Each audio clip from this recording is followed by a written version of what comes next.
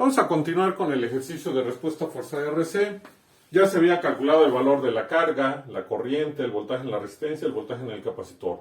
Para poder hacer nuestra tabulación y realizar las gráficas de cada una de las variables, hay que establecer el valor de la constante de tiempo, que como ya se sabe, la constante de tiempo para cualquier circuito RC, sea respuesta libre, forzado total, es R por C, es decir, la resistencia por el valor del capacitor que se obtuvo.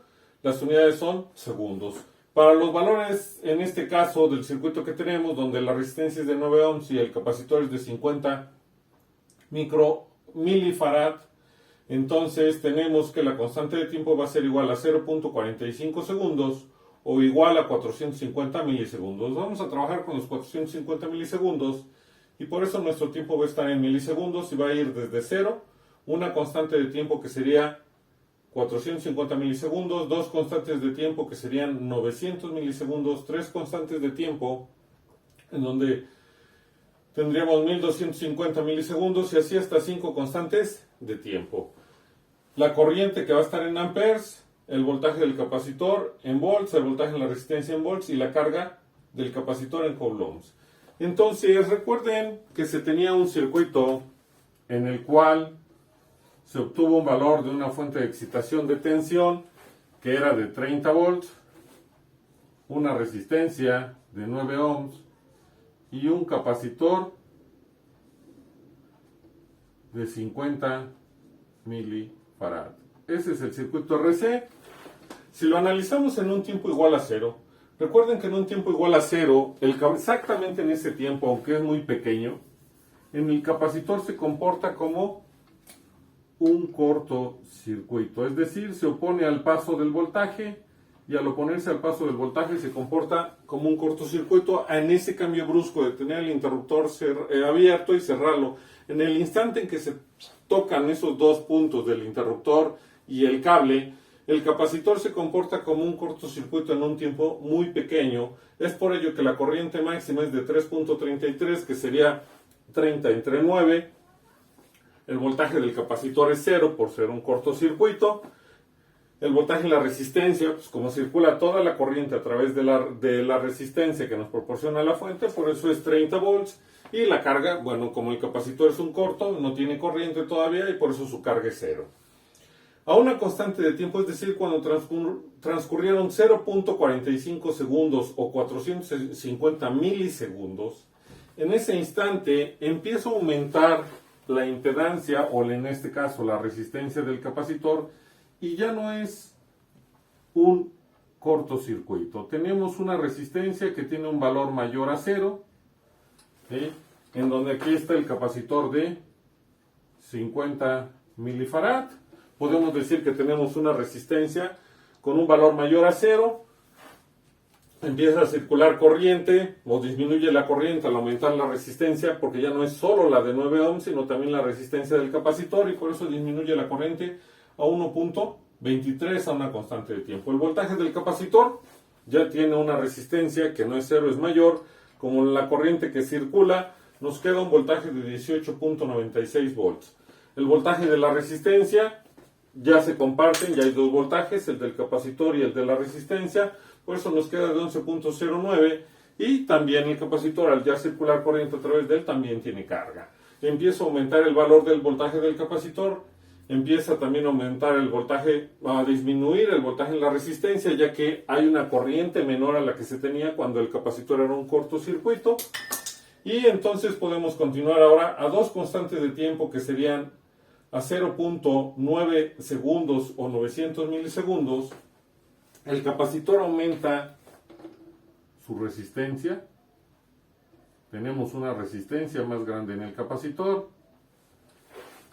Y entonces al aumentar su resistencia, la resistencia que tiene ahora el capacitor, que ya es mayor, más la resistencia del circuito que era de 9 ohms, hace que disminuya la corriente en el circuito. Por eso a dos constantes de tiempo la corriente es 0.45.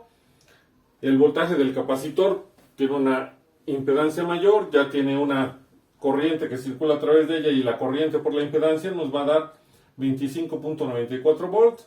Al aumentar la impedancia del capacitor, circula una corriente más pequeña, ya que sería su resistencia más la de la resistencia de 9 ohms que se tenía, pues, la corriente va a ser más pequeña, por eso el voltaje en la resistencia disminuye a 4.06 y el capacitor, al aumentar su corriente o su voltaje, aumenta la carga del capacitor. Esto es lo que va a ir sucediendo, recordando que al aumentar la impedancia o la resistencia del capacitor a 5 constantes de tiempo, podemos decir que el capacitor se carga y como estamos trabajando a corriente directa, el capacitor es un circuito abierto. Por eso, a 5 constantes de tiempo, la corriente es tan pequeña como 0.02, porque tenemos una resistencia tan grande que casi es un circuito abierto, o así lo consideramos porque no la podemos medir.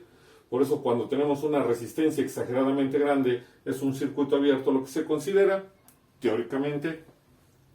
Y por ello la corriente casi es cero. Recuerden que nunca va a ser cero, ninguna de las respuestas va a ser cero hasta que el tiempo sea infinito, hablando de la corriente del circuito y el voltaje en la resistencia. Mientras que el voltaje del capacitor y la carga del capacitor van a ser un valor constante. ¿Cuál es el valor constante que sería el voltaje del capacitor? Pues el voltaje de la fuente de excitación. Y por ello, como la carga está en función de la tensión de la fuente de excitación y el valor del capacitor, crecería hasta 1.5. Son los valores máximos que podemos lograr para el voltaje del capacitor de 30 volts, que sería el de la fuente de excitación, y para la carga, al estar en función del valor del capacitor y la fuente de tensión, sería de 1.5 coulombs. Con esos datos, o ese sería el comportamiento, recuerden que tenemos una respuesta forzada, y las respuestas forzadas, su valor se hace constante cuando el tiempo tiende a infinito. ¿Cuál es ese valor constante que vamos a trabajar? Siempre el de la fuente de excitación que tenemos en el circuito. Mientras que estas dos variables que se comportan como una respuesta libre van a ser su valor cero cuando el tiempo sea infinito. Por eso son las curvas para la corriente. Repito, como el capacitor iría aumentando su valor de resistencia hasta casi ser un circuito abierto o un circuito abierto, por eso la corriente va a ir disminuyendo, mientras que recuerden aquí tenemos el capacitor, mientras que el voltaje del capacitor va a ir aumentando porque se va a cargar con el valor de la fuente de excitación. La resistencia, como está en función de la corriente que circula, a ir disminuyendo la corriente al aumentar la resistencia del capacitor, entonces por eso es que de un valor máximo disminuye hasta ser cero. Y la carga del capacitor, que depende del valor del capacitor y de la tensión que puede tener el capacitor, pues va a ir aumentando conforme crezca la tensión que está almacenando el capacitor. Por eso son las curvas que tenemos para cada una de las variables de una respuesta forzada RC. Y con eso estaríamos terminando el ejercicio de respuesta forzada RC.